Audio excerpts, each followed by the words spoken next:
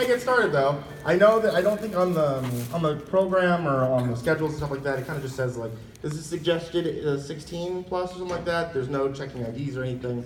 So everybody's able to come in. It's just suggested that. I'm going to go ahead and let you guys know that this is a horror panel. I'm going to be telling scary stories. I'm going to be talking about disgusting stuff. There's a story I think I told last year.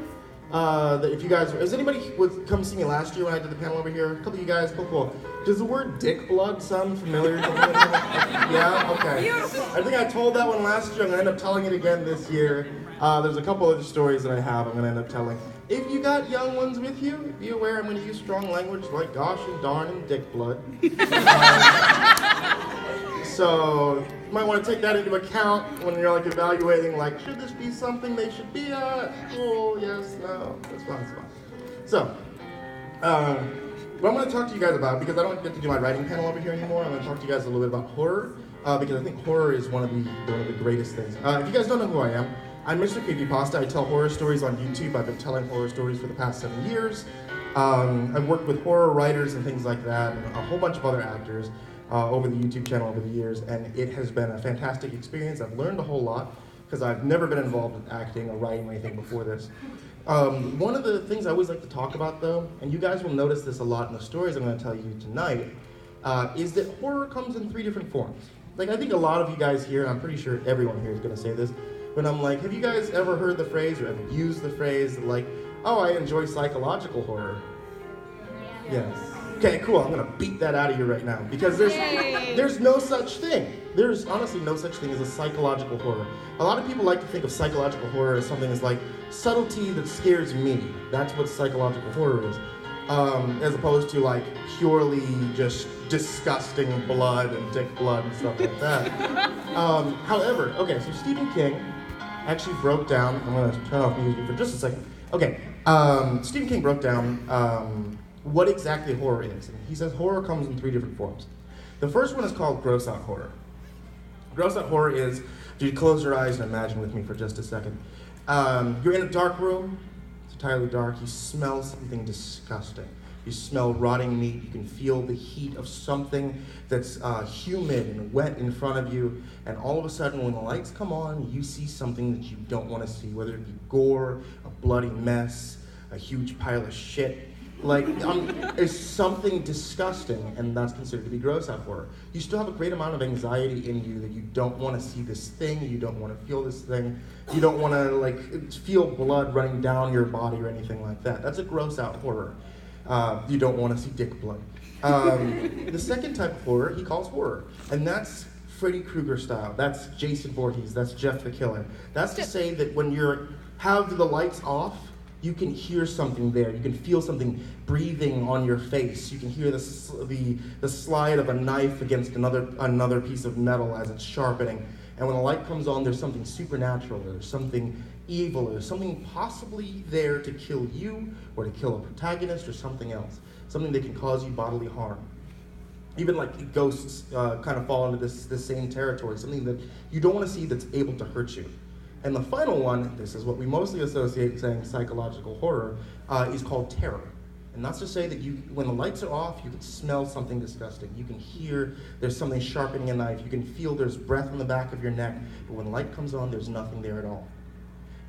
Moreover, I believe that it was best described to say that if you return home and you find that everything in your house has been replaced with an exact copy of what it once was, meaning that someone had access to your home, someone studied it enough to get exact copies of everything, somebody had to dedicate that time, and yet you have no idea who it is. That's considered to be terror. That's what everyone associates with psychological horror. But in truth, all aspects of horror, whether it be gore, whether it be Jeff the Killer, whether it be everything in your house being replaced, something mundane that turns out to be horrific, is actually a form of messing with your psychology, messing with your mind to make you realize that you're actually afraid of it. If you guys ever like hated jump scares, because jump scares like, oh yeah, it's just cheap scares, it doesn't actually mess with your mind at all. But jump scares actually do mess with your mind. You ever notice the music drops away, it's completely silent. All of a sudden you get a nice long shot of an entirety of a room, and then out of nowhere, just bang, a cat just jumps out into the screen, and then you're like, that wasn't actually scary. And then there's a clown on the other side of it, and the music hikes up and everything. It builds, yeah, fuck clowns, but like you have this build up. It creates tension, it creates anxiety, and that's just messing with your mind. And yeah, I mean, you have these fake out jump scares that just, in the middle of a scene out of nowhere, something just loud noise jumps up and just startles you. But when you have like an actual scene that's built up and made around a jump scare, made for that one big moment to jump out and scare you, that is a nice amount of horror, that is understanding horror on a psychological level. So, I'm gonna try to make an appreciation for all kinds of horror for you guys tonight. You guys are gonna get jump scared. You guys are going to hear a nice amount of gross out horror. You're gonna hear a nice amount of terror and a nice amount of horror. Cool with that? Let's see. I've got a shit ton of things that I normally tell when I'm over at panels. And I'm not sure which ones I told last year. Do you guys remember? I know I mentioned Dick Blood before. I know I told butt stuff, right? Told butt stuff. Let's see. Did I tell the golden arm? Yes. I did tell the golden arm. Oh wow, you guys are going to be in for a shock. I'm telling that one again. But I'll tell this one first off, and let me go ahead and start off a new piece of music. So the pianist that I use for these is Muji, and Muji's wonderful. I've been using his piano music for the past God knows how long. Hear that? That's wonderful, isn't it? That's a great scene. I'll just start by saying that I don't have health insurance. Okay, I couldn't afford it. Anyway, when I started dating Marie, I was worried our age difference would be a problem. So before our third date, when I figured things might get physical, I asked my buddy if he'd let me have one of his Viagra pills. And he obliged. So the date went wonderfully. Time in my apartment afterward went even better. I'll keep it classy and just say that she was impressed by more than just my huge aquarium. That's not a euphemism, okay? That, by the way, I have a really cool aquarium. And of course, if I'd gotten rid of it after Mom died, I probably could have afforded health insurance, but I'm getting off topic. As the night came to a close and Marie was saying goodbye because she had to work early, I realized that I was still, aroused. For lack of a better term, my dick was harder than trying to put a dry sock on a wet foot. Marie, to her credit, took that as a compliment. She left and I was alone. Alone with it. I did what I could to bring it down, and yes, that does mean what you think it means. And after an hour and a half, 300 porn clips later, there was another successful firing. I cleaned up, I went to make something to eat, and that image of a 44-year-old man sporting a trudging erection as he makes a sandwich is not one that I'd like to hold on to, but for the purposes of the story, it's kind of important, so I'm sorry about that. But as the sandwich was built, I became increasingly aware that I might be having a legitimate medical issue. So I stood in the kitchen trying to eat, but I had a hard time focusing on the pastrami because like a different kind of meat was on my mind. With a growing sense of concern, I waddled back to my computer desk. And here's a tip. If you ever want to feel disgusted, do a search for priapism. Even better, do a search for untreated priapism. You'll be regaled with images of a poor guy who, for whatever reason, had erections that wouldn't go down. And over time, the blood trapped in there went bad. The organ will begin to rot. It turns purple, then it turns black, and the sufferer not only can lose his dick, he could die from the blood poisoning if all that nasty stuff were to go back into his bloodstream. I didn't want to lose my dick. I didn't want to die either, but I also didn't want to have to declare bankruptcy. So as much as I was terrified of my condition, I secretly couldn't afford to go to the ER. So after more Googling, I realized what I had to do. Mom died in 2014. She was diabetic. So I got rid of most of her medical stuff, but I still had some of those, one of those things that's relevant to this particular story. A needle. Yes, and again, I'm sorry. It's the dick blood story. I sterilized the head of my dick with some rubbing alcohol, and before I could lose my nerve, I stuck it in and pulled on the plunger. hypodermic needles filled with dick blood. When it was full, it was obvious that the head had gotten smaller. I squirted the blood down the sink. I did it twice more times. When all was said and done, my soggy Swiss cheese glands sat at the end of my shaft like a beanie on the top of a pool cue. The shaft was a major problem because the pain in my gland from the needle marks. The shaft itself ached terribly. It had been about 7 hours since Marie and I had started fooling around. Everything I read online said 8 hours was the absolute limit before irreversible damage would occur. So I had to hurry. Try as I might, I couldn't get the needle to work properly in the shaft. Part of it was the pain, which was 1,000 times worse than it had been on the tip. It's not just the basic tube that could be emptied and filled. It's more like a sponge with many chambers, which could fill with blood that would clamp shut, so I could empty a chamber or two with a needle. But I had to stick myself thousands of times to get it done. I simply didn't have the time. Plus, I was terrified of injuring myself if it went too deep. I started to panic, and I felt myself get dizzy. Some of it was from the pain, certainly, but to this day, I swear I'd already been stabbing myself over and over with a needle and probably had destroyed it in the process. Another part of me worried that in my panic, I'd break the needle off inside. It wasn't going to happen. I would rather die. Panic mixed with despair, as I knew that I'd probably have to call 911. I cradled my face in my hands and I cried for a minute. Then I got up and headed over to the phone, and as I did, I passed the aquarium, and I stopped.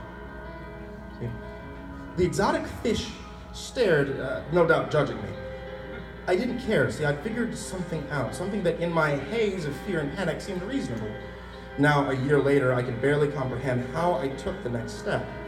The biggest fish in my tank, the red-eared sunfish, had a special diet. Regular fish food wouldn't do, no. The red-eared sunfish needs to eat leeches. And in that small refrigerator next to the aquarium, I had a box of them. My dizziness had grown severe, and I dropped to my knees, and I opened up that little fridge, pulled out the box, stuffed my hand in, and pushed a handful of writhing black leeches against my awful, blood-filled dick. The last sight I had before passing out was one of the biggest leeches pushing its mouth against me. And I was out for hours. When I woke up, it was morning. For a brief moment, I was confused. I couldn't remember why I was on the floor, and to my credit, it all came flooding back to me pretty quick. I gasped and jumped to my feet. And here's another tip. If you've had leeches on your dick for a few hours, don't jump to your feet. I felt terrible pain as the engorged leeches, unable to support their own weight, were ripped off of my body. All but one, which had attached itself could rest its weight on the base of me, dropped onto the hardwood floor. Two of them burst like blood-filled water balloons, while the other just writhed pathetically. I shrieked and slapped at the one connected to me. It flew off, hit the side of the aquarium, and splattered. As disgusted as I was, I felt intense and overwhelming relief. See, my stupid, tiny, flaccid dick hung from me like a newborn doorstep. I poked it a couple times, and I was amazed that I still had feeling. Its color looked decent enough. Somehow, despite doing everything wrong and doing things out of panic that I would have never considered otherwise, my dick had survived. And so had I. So that's about it. Later that night, I gave it a test fire. It worked. Then, as I waited with bated breath, it returned to its normal, pathetic size. No harm, no foul. I have to admit, though, I still have a hard time having sex without thinking about all those leeches. And I guess maybe you will now too. So I can never do that story anywhere else but here. But the one of my favorite things is just take a look around you right now and see how many guys have their legs crossed. Just your knees together as you're listening. So fun. I can never do that story anywhere else. But that one is definitely a gross out horror, wouldn't you guys say? Yeah. You think it reaches into the back ends of your mind and it's let me just mess around with these things you never wanted to think about with your life? Let me give you guys another one I like to do. This one right here is another gross one, because I get to do gross ones here, and I could never do them before anywhere else. So this is one of the other ones. I think I did this one 2 years ago, maybe. I don't think I've been able to do this one since. This is another gross out horror. However, see if you guys have seen this one on the channel before.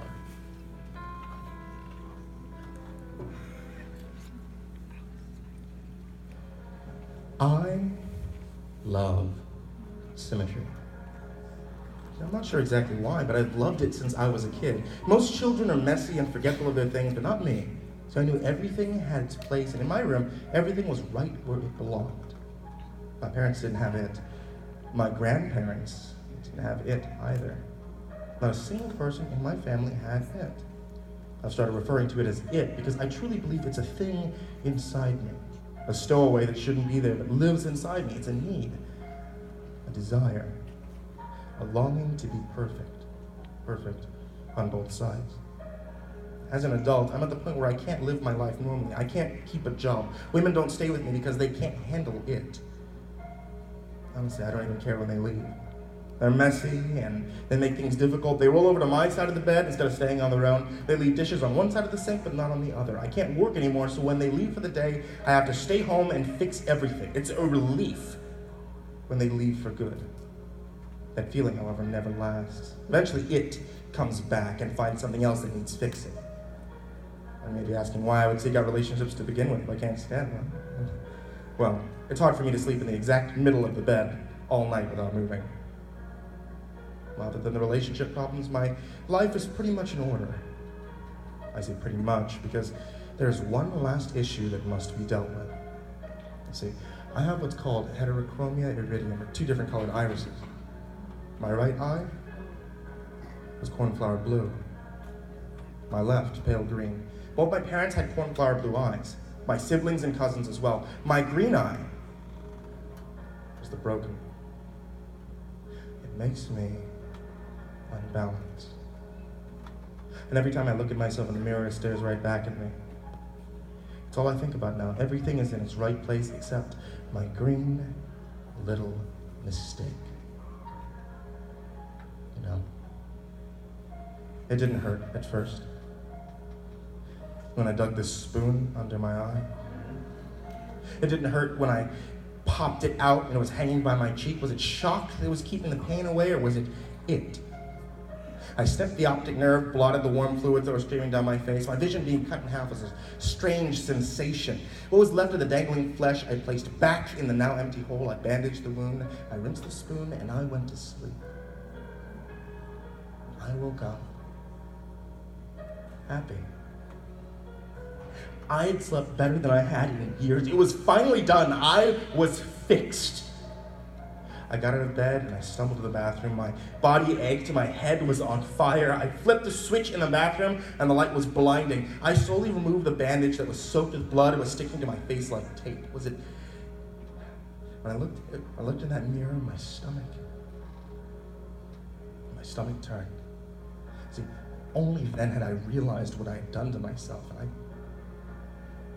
I couldn't believe it. There was a hole in the left side of my face, but not on the right side. I was unbalanced again. And it was much harder digging the spoon under my second eye. My hands were shaky. When I dug the spoon in, I missed several times, puncturing the pupil 3 times before I got it in the right place. And once the eye popped out, I reached for my scissors to finish the job. The blood from the previous night had dried on the blade, so the scissors didn't cut very well. You know, when you're a kid in elementary school and your teacher made you cut construction paper for art projects, did you ever try to cut too many pieces at once, but the scissors couldn't take it? The blades would kind of fold over each other and the paper would get pinned between them. And that's what happened with my eye. The optic nerve was pinned between the 2 blades. It was stuck, and as I tried desperately and frantically to make it unstuck, I slipped on the blood and started to fall to the floor. Reflexes kicked in, and I let go of the scissors to try to break my fall with my hand. The weight of the stuck scissors on my eye was unbearable. I knew that I couldn't make it long enough to go to the kitchen for a knife. So I pulled. I pulled it right out of my head. I felt the flesh tear from inside my skull. I felt it rip and spew liquids. And I knew that I was crying, but there was no telling the tears from the blood from the ocular fluid. When I heard the wet slap of bloody flesh against the tile floor, I knew that I was done.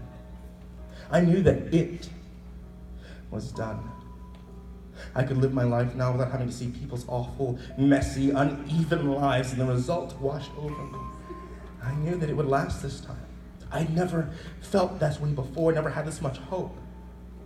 And as I laid in my bathroom on that cold, wet, sticky tile, I smiled for the first time in years.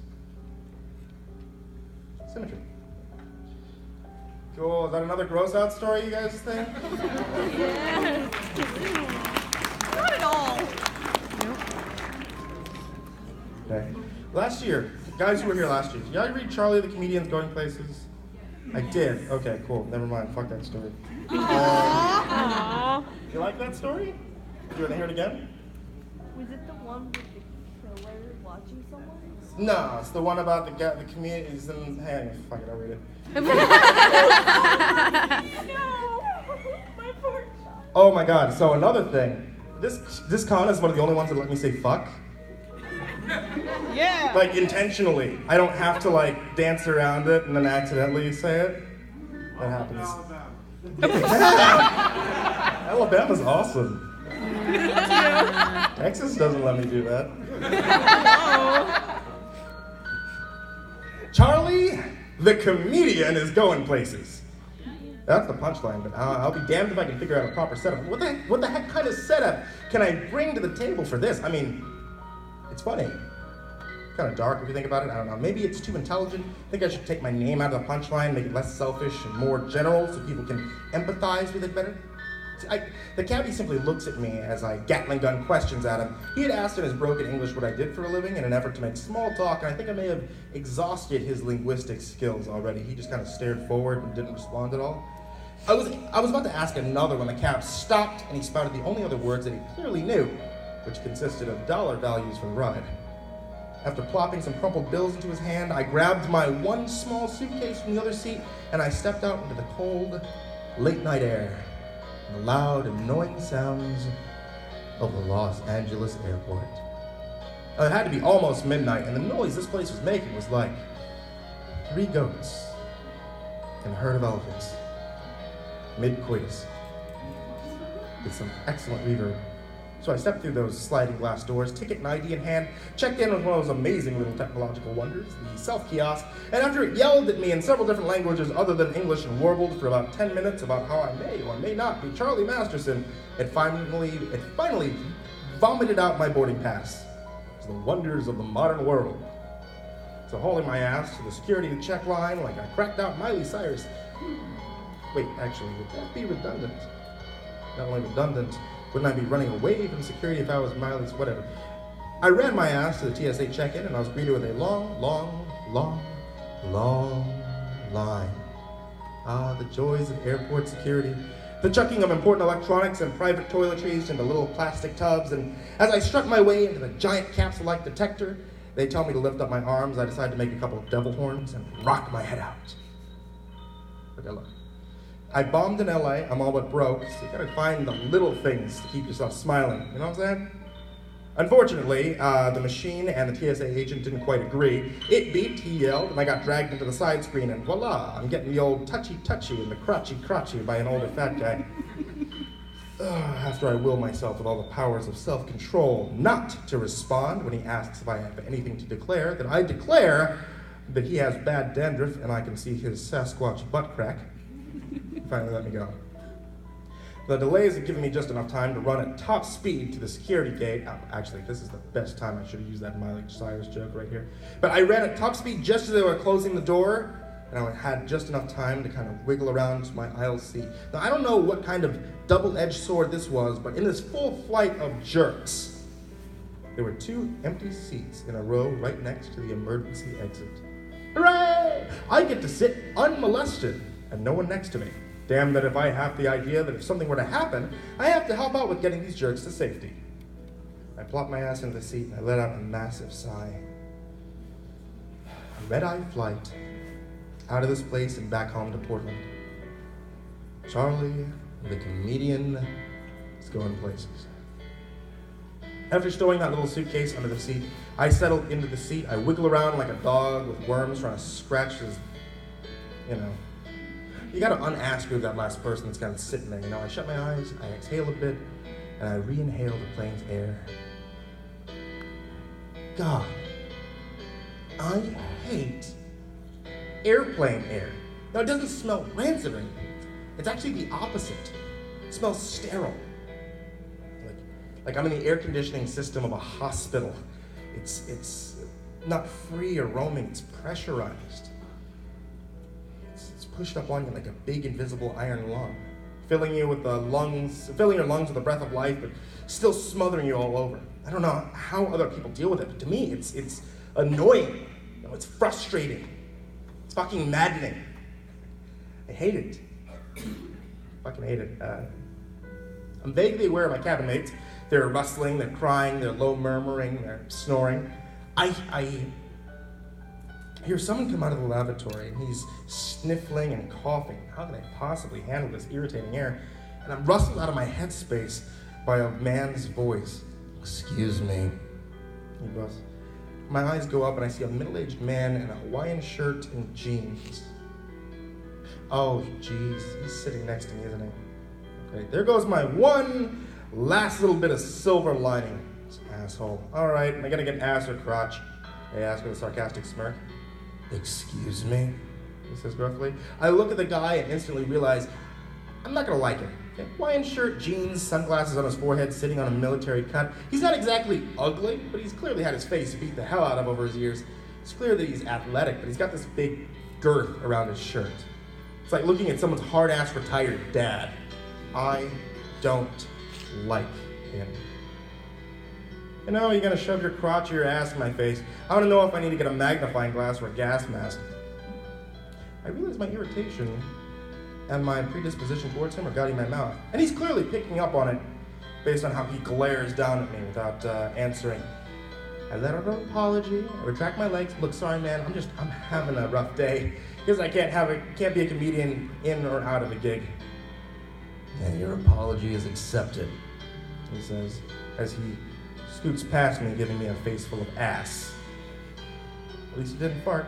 "Again, man, I'm sorry. Let's not have a shitty flight next to each other. Name's Charlie." I put my hand towards him. After he's done putting on his seatbelt, he takes hold of it. "Victor," he says, grasping my hand and shaking it. It's like shaking hands with a shaved bear. Good God, I thought he was going to break it off with just his calluses. There's a joke in here about severe friction burn, but I'm not going to take the high road now. I smirk a bit as I notice the annoying sounds of a cat getting strangled while trying to speak Vietnamese at the same time. Oh, wait, no, that's the trashy-looking stewardess telling us the safety features of this POS 740 something. I don't know. I wasn't paying attention. Hey, I'm a comedian, all right? Not a person who pays attention. God, I hate this area. I hear her blather on about the emergency exit, and if you feel that you can't perform the functions, that you need to be asked to be moved, and hey, plane is full, might not even bother, right? Plus I have Victor, the jerk face sitting next to the door anyway. Well, Victor, it looks like it's up to you and me to save these people if this plane goes down, I remark, trying to lighten my faux pas. Judging by how you look in our first impression, I'm guessing I'll be doing all the work while you mouth off. Last thing a plane in danger needs is some guy who thinks he's a comedian. He says, well, this plane does have a comedian. I mean, that is what I do for a living. Really? Tell me a funny joke then, Chucky the comedian, he demands. He cuts off his response with a series of coughs. Do you have like the consumptions or something? Okay, well, how about this? I bombed so badly in Los Angeles, I'm surprised I didn't get a full cavity search and sent to Homeland Security for being a weapon of mass suckage. I smile wryly. Yeah, you're right, he says, with only a slight wheeze. See, told you I was a comedian, I beamed. Not about that, about the mass suckage. He faces forward and plops his head on the window. Dick? I think to myself as he coughs again. As I watch him attempt to evacuate his lungs, I see a disgusting red blotch on his neck. Oh, ew. What is that? Is that the herp? I'm convinced myself that's the herp. That way when I'm talking about this ass hat on stage, I can have even more conviction. I shut my eyes as the plane gets ready for takeoff and the air is just suffocating. Sitting next to Coffee Herp Man over here is in no way helping me out. Just a few more hours and I'll be back on terra firma, sucking in Portland. I wake to a loud sound. I realize that I must have dozed off. How long could I have been asleep? People are murmuring amongst themselves loudly. Jesus, what kind of red eye don't they get? The air is still as oppressive as ever, clean, but still thick and heavy, and I wonder if these people blathering on are chewing on that air rather than breathing it. I hear the sound again and notice that the talking isn't what woke me up. It was Victor. I look over and see that he's face first in his air-sick bag, up-chucking with a symphony of sloppy wet clumps and gargling noises, loud and obnoxious as his vomits just flying out of his mouth and into the bag. He pulls away and a long, food-laden rope of drool just hangs from his lips, slithering down onto his Hawaiian shirt. That's perfect, like camouflage there. You, doing okay there, Victor? I ask cautiously. What the fuck does it look like? No, I'm not okay, he snaps back. I notice bits of snot and food are resting on his upper lip. Clearly, he used every hole to empty his stomach. Looking hate flying. Stupid job has me doing it, though. His voice is wet and gurgly. What do you do? I ask. That's none of your business.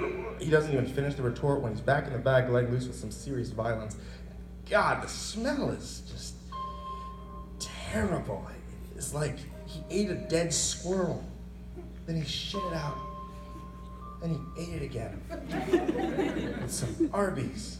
I shuddered as the steak fills my nostrils, mixing with that sterile smell, mixing with that great pressure of air, mixing with the sound of all these idiots yammering and his upheavals, and then I see a rash on his neck.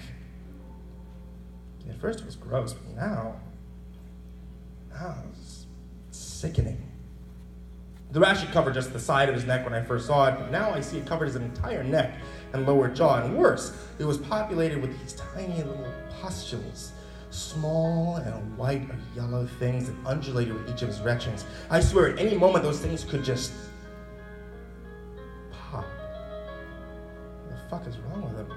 Worse, is it contagious? You gone through puberty there, bucko? I asked timidly. He attempts at an expletive, but instead pukes. Okay, I can't handle this right now. It's too much. I get up, I walk over to the lavatory, because somehow the lavatory of a plane always seems to be less confined than the actual cabin, which makes no fucking sense to me, but neither does Victor's stomach pyrotechnics or his whatever that shit is on his neck. I relieve myself, I wash up, I toss some water on my face, I wipe up, and I look into the mirror at myself. And I try to smile. It's hard, you know? It's hard to smile, but hey, I'm a comedian. I gotta smile. How can I make someone else smile if I can't? So I force myself to. There we go. Charlie, the comedian. The sucky comedian who screwed up his chance in LA. I wipe the moisture from the rest of my face and I straighten up, and then my suspicions about Victor get a hard kick in the balls. There, on my neck, it's red. It's bright red. There's a rash on my neck. That was there before, right? Right? It's razor burn. Yeah, it's just razor burn. No, it's too late for that. Not this time of night. I would have noticed it by now. No, Victor gave me something. Whatever's fucking him up is getting ready to pummel me and... God, no. Okay, let's get some control here. Charlie, the comedian, you're gonna get home, you're gonna get home, you're gonna get this thing checked out at the free clinic, then you're gonna go bomb somewhere else, but at least you'll be at home. God damn this air. It's this insufferable, sterile, chunky air. The airplane is in the lavatory now, too. Okay, so I walk out of the lavatory. I want to sigh, I want to take a deep breath, but no, I'm not going to let more of this air into me than I have to. I make my way back to my seat. My seat right next to Victor. Victor, the vomit machine. Victor, the man whose neck is covered in pustule rashes. Victor, the dickhead who probably gave me something. I sit down, and he's no longer puking, thank God. He's just asleep, just laying his head against the emergency exit's window, just awkwardly stretched, since the window is a good foot away from the seat, awkwardly stretched out, giving a full view of his nasty-looking neck, just giving me every raised red bit of skin, every globe of yellowish pus, every bit of whatever infection that he's given to me. No, I'm not that bad. Am I gonna get that bad? Do I even have it? I don't know. God, I don't know. I want to shake him awake. I want to ask him what he has. And God, this air sucks. I reach my hand out, I grab him, and I shake him. I need to know what the fuck is on your neck. And just as I finish that last word, he snaps his face towards me. I think he says, like, dude, fuck off, or something like that sleepily, but I'm not listening, no.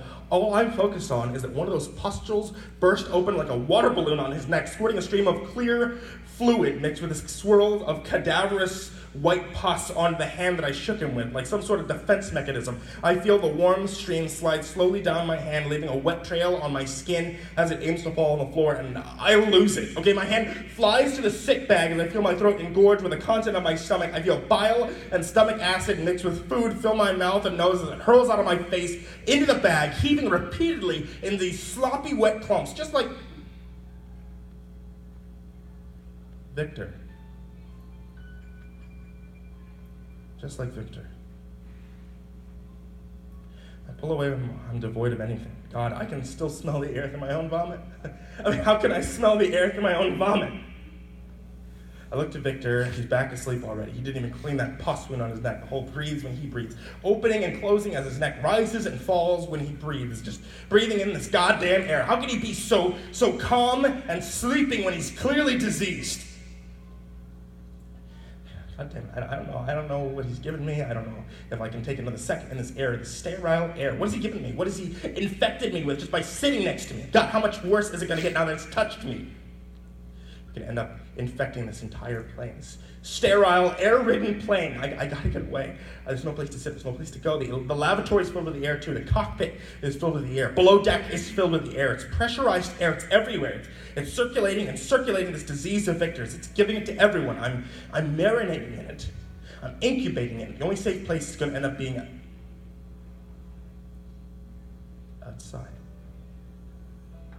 Outside the plane. Outside! That's the silver lining! We're right next to the damn emergency exit. Motherfucking silver lining! I fling my hand through the door's emergency handle and I yank up as hard as I can. I'll see you in the funny pages, jerkasses. Enjoy your disease. I'm getting the fuck out because Charlie, the comedian, is going places. Yeah. So, going back to the original thing I talked about before, remember like we had done like a shit ton of these gross stories, right? And that one right there is still pretty gross. However, it's actually not a gross out story. That is a terror story. You guys were talking about like what is psychological horror. In all honesty, Charlie is kind of just fucking nuts. He has no idea if there's anything actually wrong with Victor or not. He made a mundane situation far more terrifying than it actually was for himself. And despite the fact that he's incredibly disgusting as he describes what exactly he's seeing, there's nothing wrong with Victor. According to the author, it was Barnabas Damos who wrote that story, he's like, yeah, no, the guy just has literally acne. Charlie is just making a mundane situation more and more fearful of himself as he starts to lose his mind. There is a story that I want to do, and you guys, if you were here last year, you know it. It's called The Golden Arm. I really like this story because I got a little bit longer in here, but I really like the story.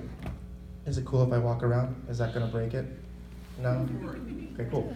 I do a couple of audiobooks and stuff like that. This one's called Right Behind You, Tales from the Spooky and Strange. I do this one, and long ago, and I always tell the story every panel I've done. When I was nothing but a wee lad, I would have this. There was this guy who used to come to our elementary school on Halloween, and he used to tell these horror stories, these campfire-style horror stories, and it scared the shit out of me when I was a kid. Like, he told the story of the Tailypo, which I think all you guys have heard of Tailypo before, and it was this campfire story. It was a wonderfully done campfire story, and it scared me, and I've always wanted to try to recreate that kind of situation, telling these campfire-like stories. I've got a couple other ones I'm going to do, or at least one more I'm going to do after this one, but indulge me for a bit, guys. Close your eyes. Imagine yourself around a big campfire. If we can make it any darker in here, that'd be cool, but otherwise we're just going to go along with this. And am I too close to these? Am I going to end up breaking them? Is that fine? Okay. I just don't want that buzzing to become too bad. Okay. In 1880s Georgia, there lived a wealthy young woman in a grand plantation house, and the woman's name was Annabelle Walters. And she inherited her fortune from her father, who made his money in cotton farming. Her father had been cruel to his slaves, but tender to his wife and daughter. And in 1864, baby Annabelle nearly died in a fire. Her mother saved her from death, but could not save her left arm, which was so badly burned that it had to be amputated. The rest of Annabelle's body and her pretty face remained unscathed, but her father, he wanted the replacement for her arm to be as beautiful and as perfect as the rest of her. So, when Annabelle was a teenager, her father had an arm cast out of solid gold, and everyone marveled at how beautiful, shiny, yet how lifelike Annabelle's new arm was, even if it was cold and artificial. Annabelle's mother died of fever not long after the casting of the golden arm, and a few years after that, her father died in a steamboat explosion. And so, young, lovely Annabelle Walters lived by herself in her family's old mansion with only an old dog named Ranger to keep her company. Now, of course, many bachelors wanted to marry Miss Walters for her wealth. They talked of love and affection, but Annabelle was no fool. They turned down many a scheming suitor. George was different. His family didn't come from money. He'd been a self-made rancher out west, but most importantly, he truly loved Annabelle for who she was, and not for her money. The two wed, they shared several happy years together. Then, one dreary October, Annabelle fell sick with the same fever that killed her mother. The doctors, the best and most expensive doctors in all the land, did all they could. They could not save her. And by mid-November, lovely Annabelle lay on her deathbed, her beloved George beside her in the final hours. "George, darling, before I pass, I have one last request to impart upon you," she said. "Yes, my love, anything. What is it?" he replied. "My arm. My golden arm. It's my most precious possession. More important to me than this house or any of my jewelry. Please, bury me in the ground with my golden arm," said Annabelle. "Yes, Annabelle, if that's what you desire, I shall. Promise me, George. It's my final will upon this earth." George gulped before replying. I promise to bury you with your golden arm, darling." Annabelle fell silent and was dead within a few minutes. George and a few of Annabelle's cousins were the only ones to attend her funeral, and she was buried in the Walters family cemetery down the road from the mansion, in accordance with her last will. George buried Annabelle with her golden arm. The night following the burial, George was sitting in front of the fireplace, Ranger the dog asleep at his side. He thought about his future, his love life, his living arrangements. Then he thought about his financial situation. See, neither him nor, of course, Annabelle had worked a day during their whole marriage. The Walters family fortune had paid for all they wanted, but that money, between the doctor's fees and Annabelle's lavish headstone, well, that money was nearly gone. George had become lazy and accustomed to leisured life. If only he had another source of wealth. And then he remembered the golden arm. Well, that arm was made out of solid gold. It must be worth a small fortune itself, he thought, but it was already buried with its owner as per her final will. But wouldn't Annabelle want him to be happy and not destitute? And hadn't she been a bit delirious towards the end with that fever thrashing about her brain? Surely, George thought, the poor woman wasn't even thinking straight, and now she was dead and couldn't care if she was buried with a golden arm or not. George made a decision. He put his cloak on, for the air was chilled that November night, and he brought a lantern, for the sky and the road were as dark as a cave. He creaked open the door to the tool shed and grabbed the shovel, the strongest looking one that he could find, for he would have 6 feet down to dig through cold, hard ground. The sky was filled with clouds, no moon nor stars greeted George on his solitary march to Annabelle's grave. The wind whispered through the grass and the naked branches like the voices of creatures best unseen. George hugged his cloak tight around him and held his lantern high, and within his tiny circle of yellow light, shadows danced like madmen. And George felt his heart quicken as he approached the cemetery. George found the right headstone and plunged his shovel into the hard earth. The work got harder with each shovelful of dirt, but George worked faster as the wind picked up, and he shivered thinking of the fire back inside. And sooner than George expected, the shovel thud against wood. George cleared away the final layer of soil and opened the coffin, and there lay Annabelle, as fair and as beautiful as in the prime of her life. Clasped across her chest, her golden arm shimmered in the lantern light. Pushing aside flimsy thoughts of betrayal and robbery, George snatched the arm and slammed the coffin shut. Now the arm was cold as ice, and George set it beside him as he shoveled the dirt back on top of his wife. And he scooped up his treasure and began the long walk back to the house. The wind grew stronger and stronger as he walked, gusting against his cloak and making the lantern sway in his hand. The wind whistled, and George thought that he heard a voice carried high and faint across the fields. He froze, eyes wide, glancing to one side and the other. He saw no one, but with each step on that frosty ground, the wind's voice grew more distinct. Who's got my golden arm? George hurried his walk, but the words followed him louder and louder. Who's got my golden arm? George, terrified, at last reached the mansion's door, which he flung open, slammed, and locked behind him. He ran to the parlor where Ranger's ears perked up, and the friendly hound dog greeted its master. The fire was down to embers, but even that small heat felt wonderful as George dropped his shovel and sat down, and then he heard that ghastly voice again. Who's got my golden arm? George couldn't place the sound source. It seemed to come from the chimney, the windows, the door, all at once. He clutched the heavy golden arm close to himself, and he ran to the window to shut the curtains, but still, the forlorn and angry cry continued. Who's got my golden arm? George barked and Ranger barked and growled at the east wall, the one facing the cemetery. The wind made the boards of the house creak and moan, and the windows rattled, and that voice went on louder than ever. Who's got my golden arm? A gust of wind came straight down the chimney and put out the embers, and George ran with that golden arm upstairs, down the hall, to his bedroom, his heart thumping and his teeth chattering. Ranger's bark boomed and then was overpowered by the slam of the front door being thrown off of its hinges, and the wind screamed through the house. Who's got my golden arm? George threw himself under the bedsheets. He clutched that icy, cursed golden arm, and it felt heavy as iron. He could feel the wind slam open the bedroom door. But then the wind stopped. There was silence, followed by slow, shuffling steps, and tiny thuds as pieces of frozen grave dirt fell to the floor. George held his breath and he prayed silently as the ghastly footsteps stopped just next to his bed. Who's got my golden arm? You got it! That's the golden arm by Jerry Wilson. I told you you were going to get jump scared. Did I not?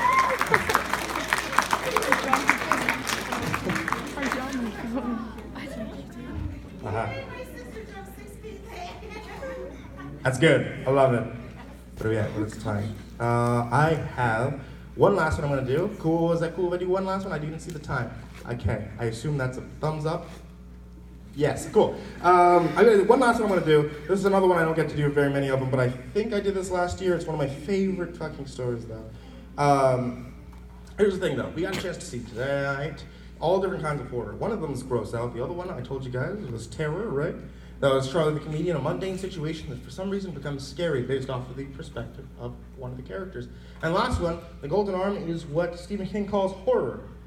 That's literally something there that we were afraid was going to get George, and in the last second when it got him, it scared the shit out of everybody. Also, you guys got to see a jump scare done properly. Hey.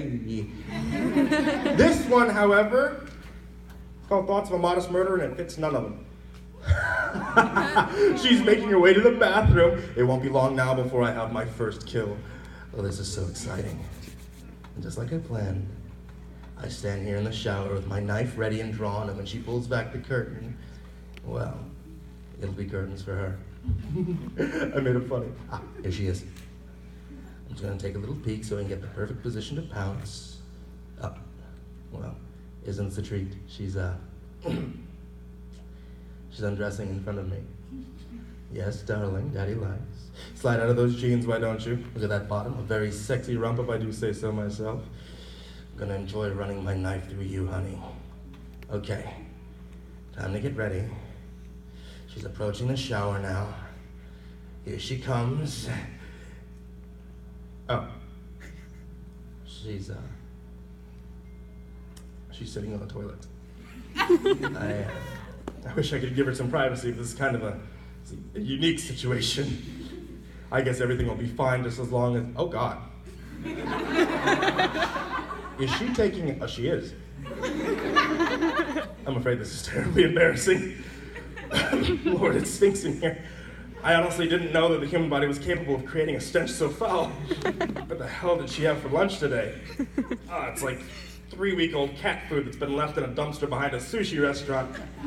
I can taste it. Oh God. Oh God, why can I taste it? I'm gonna curse you, Flush Darling. Were you raised in a barn? Never mind, even barn animals would be offended by that putrid concoction you're brewing inside that pungent porcelain pot you're sitting on. Oh God, she's picking her nose now. That's it, this woman's lost all sex appeal as far as I'm concerned. Oh Christ, she's really digging deep, isn't she? Now what's she trying to do, scratch your brain? Oh no, don't you do it. Don't you eat that booger, young lady. She ate it. Unbelievable. All right, stiff upper lip. You can get through this. Sure, things haven't gone exactly as expected, but that doesn't mean this can't still be a successful outing. She appears to be finishing up anyway. Straighten up. Wipe the tears from your eyes. Get back into position. You don't want a nickname like the blubbering butcher or the crybaby killer, do you? No, that's not scary. Of course you wipe back to front. Nothing surprises me anymore. Wait, where's she going? No, don't go! I think you might need to take a shower after dropping that bomb, Craparella. You aren't clean. At least wash your hands. Thoughts of a modest murder. That's Vincent Venicava. That's his most embarrassing thing. He hates it when I tell that story. Thank you guys so much for coming over to Creepypasta Story Time. I hope you had fun. If you guys are here tomorrow, I have comic books and stuff like that also in the dealer's hall. I'd love to be able to talk to everybody then. So thank you guys so much for coming to Story Time.